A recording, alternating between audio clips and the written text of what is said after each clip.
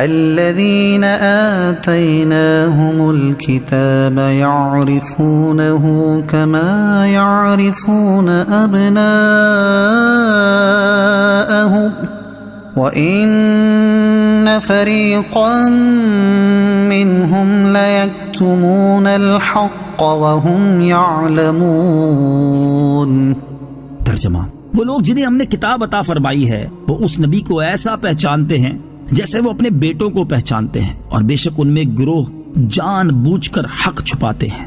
یعرفونہ کما یعرفون ابناءہم، وہ اس نبی کو ایسا پہچانتے ہیں جیسے وہ اپنے بیٹوں کو پہچانتے ہیں۔ تفسیر صراط الجنان میں ہے، مراد یہ ہے کہ گزشتہ آسمانی کتابوں میں نبی آخر الزمان حضور سید عالم صلی اللہ تعالی علیہ وسلم کے اوصاف ایسے واضح اور صاف بیان کیے گئے ہیں جن سے علماء اہل کتاب کو حضور پر نور صلی اللہ تعالی علیہ وسلم کے خاتم الانبیاء ہونے میں کچھ شک و شبہ باقی نہیں رہ سکتا، اور وہ حضور اقدس صلی اللہ تعالی علیہ وسلم کے اس منصب عالی کو کامل یقین کے ساتھ جانتے ہیں۔ یہودی علماء میں سے حضرت عبداللہ بن سلام رضی اللہ تعالیٰ عنہ مشرف اسلام ہوئے تو حضرت عمر فاروق نے ان سے دریافت کیا کہ اس آیت میں جو معرفت بیان کی گئی ہے اس کا کیا مطلب ہے؟ انہوں نے فرمایا کہ اے عمر رضی اللہ تعالی عنہ، میں نے حضور اکرم صلی اللہ تعالی علیہ وسلم کو دیکھا تو بغیر کسی شک و شبہ کے فوراً پہچان لیا، اور میرا حضور انور صلی اللہ تعالی علیہ وسلم کو پہچاننا اپنے بیٹوں کے پہچاننے سے زیادہ کامل و مکمل تھا۔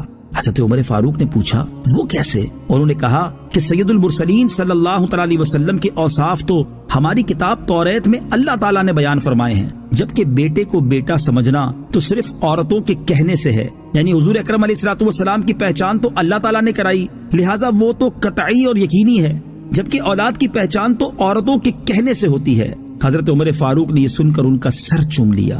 اس واقعے سے یہ بھی معلوم ہوا کہ غیر محل شہوت میں دینی محبت سے پیشانی چومنا جائز ہے۔ یہ بھی معلوم ہوا کہ حضور اکرم صلی اللہ تعالی علیہ وسلم کی صرف پہچان ایمان نہیں بلکہ حضور پر نور صلی اللہ تعالی علیہ وسلم کو ماننا ایمان ہے۔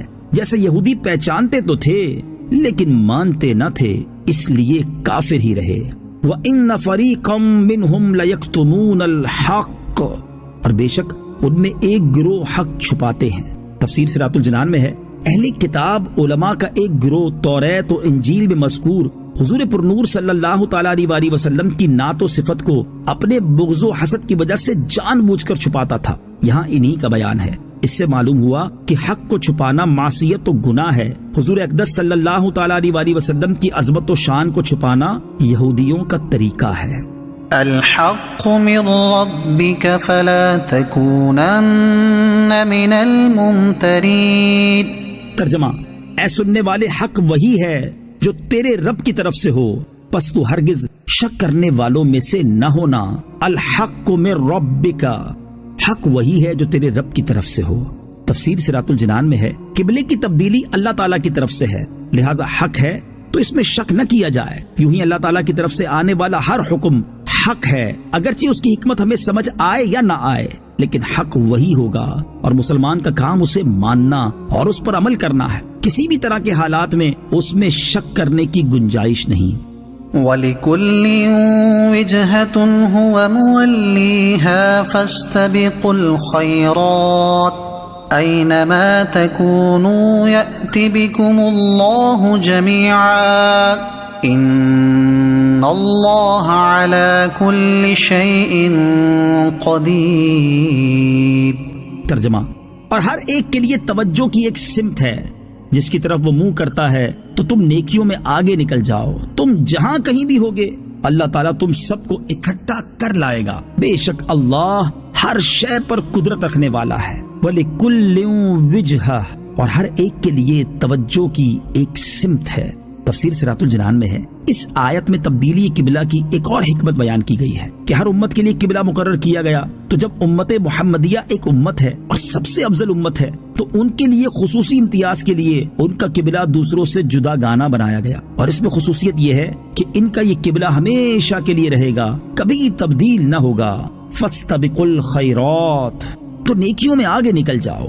تفسیر صراط الجنان میں ہے، یعنی قبلے کا موضوع طے ہو گیا، لہٰذا اب صرف اسی بحث میں نہ رہو بلکہ اللہ تعالیٰ کی عبادت و اطاعت اور دین کے کاموں میں ایک دوسرے سے سبقت لے جانے کی کوشش کرو۔ مقابلہ کس چیز میں کرنا چاہیے؟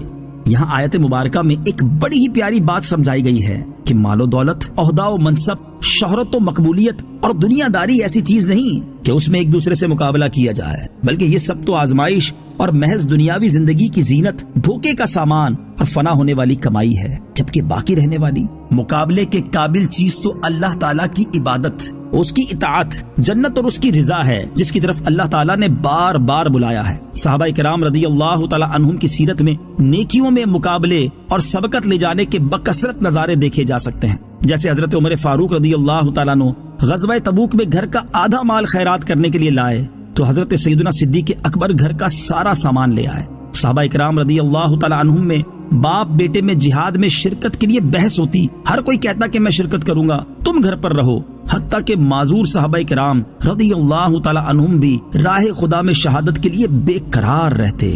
غربت و بے کسی کی وجہ سے راہ خدا میں سفر نہ کر سکنے والے روتے تھے۔ ایک صحابی اگر آدھی رات عبادت کرتا تو دوسرا پوری رات، ایک اگر تہائی قرآن کی تلاوت کرتا تو دوسرا آدھے قرآن کی۔ اللہ تعالیٰ ہمیں بھی نیکیوں میں ایک دوسرے سے سبقت لے جانے کی توفیق اور جذبہ عطا فرمائے۔